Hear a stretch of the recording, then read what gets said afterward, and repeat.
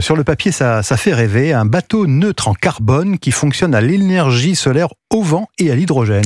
Et oui, ce bijou de technologie a accosté à Paris il y a une semaine. Il parcourt le monde depuis 7 ans.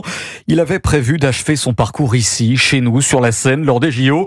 Un catamaran de 30 mètres qui a fait 3 fois le tour du monde. Ce bateau doit servir de modèle pour décarboner le secteur maritime. Le reportage sous le pont de l'Alma à bord du navire, signé Louis Sallet.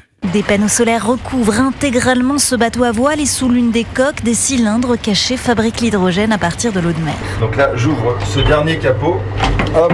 Victorien Hérussard, fondateur d'Énergie Observer, montre la pile à combustible. Et donc c'est un convertisseur. On transforme l'hydrogène en électricité, mais aussi en chaleur. Donc cette chaleur, ça nous a bien servi quand on était proche du pôle Nord, là dans le Svalbard. Et c'est sur l'écran tactile au centre du bateau que Victorien choisit l'énergie avec laquelle il veut avancer. Mais on va plutôt emmagasiner notre énergie pour la restituer quand on est en déficience énergétique, lorsqu'on n'a pas assez de soleil, lorsqu'on n'a pas assez de vent et lorsqu'on ne fait pas d'hydroélectricité, lorsqu'on avance. C'est un système qui est assez complexe. Pendant 7 ans, ce laboratoire maritime a permis d'innover et de voir plus grand. Là, on travaille depuis 2 ans sur un projet de cargo qui transporte des conteneurs. On parle d'une puissance 100 fois plus importante que celle du premier navire Énergie Observer. L'objectif, c'est de faire ses premières navigations en 2029. Le rêve olympique de cet ancien champion de voile, décarboner le secteur maritime en associant hydrogène et carburant de synthèse pour transporter les marchandises. Louis Sallet.